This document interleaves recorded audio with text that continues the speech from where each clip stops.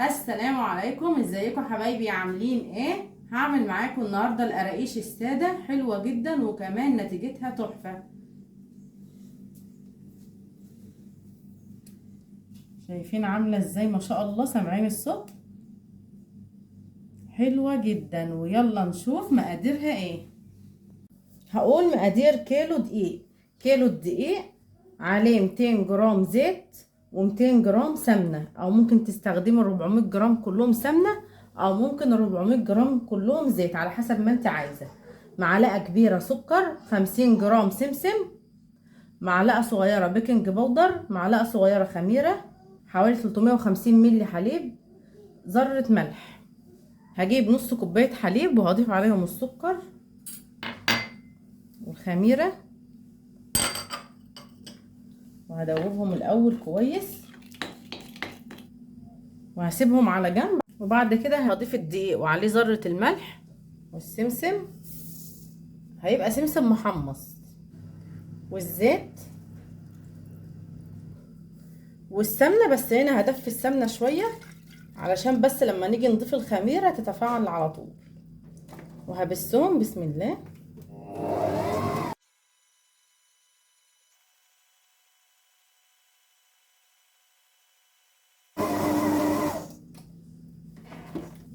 هبس فيها لحد ما الاقيها بقت زي العجينة كده، وكده بقت جاهزة معايا. هضيف الخميرة بالحليب بسم الله. طبعا ده مش مقدار الحليب كله، انا كنت بس مدوبة الخميرة في نص كوباية حليب. والبيكنج باودر بسم الله. وبعد كده هلفهم لفة مع بعض.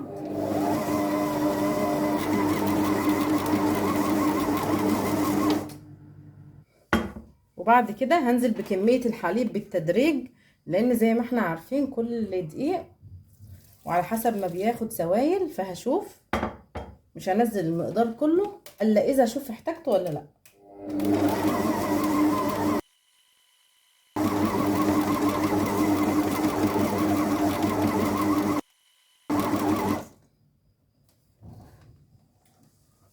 لسه العجينة زي ما انتوا شايفين ناشفة معايا خالص، فمحتاجة حليب تاني.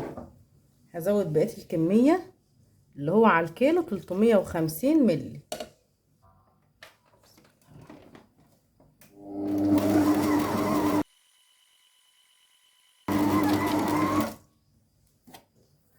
كده خلاص ما شاء الله العجينة بقت لينة معايا، فهكتفي بقى بالسوائل كده، وكده بقت العجينة جاهزة معايا. هفرد العجينة كده خالص زي ما انتوا شايفين، وهبدأ بشويش كده الفها رول بسم الله. هتقولي بدل مش هتحشيها بتلفها رول كده ليه؟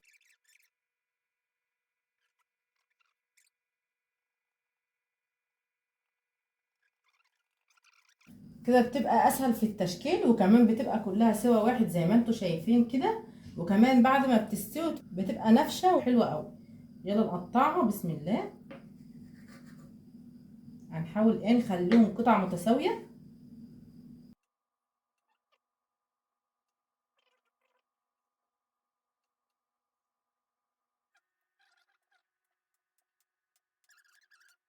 خلاص قطعتهم، هبدأ بقى ارصهم في الصاج على طول.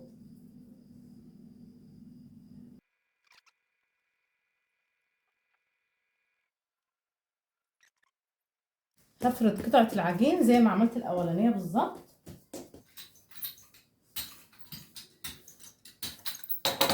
كده خلاص هنبدأ نلفها.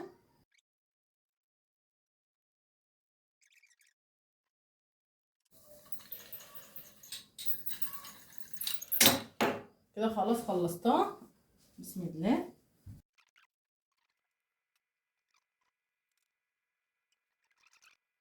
كده خلاص شكلت اول صاج، هكمل بقية الكمية وبعدين نرجع تاني.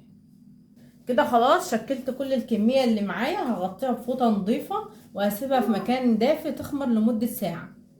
كده ما شاء الله القراقيش بعد ساعة خمرت وبقت جاهزة معايا للتسوية.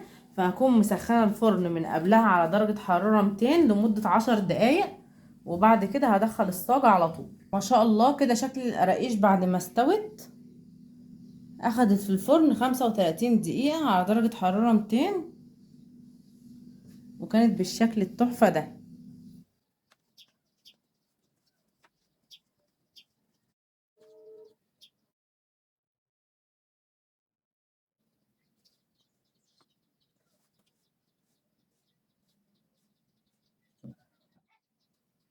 وبكده ابقى خلصت معاكم وصفتي النهارده، وبألف هنا وشفا. لو عجبتكم الوصفه بتاعتي ما تنسوش تدعموني بلايك واشتراك في القناه علشان يوصل لكم كل جديد. مع السلامه.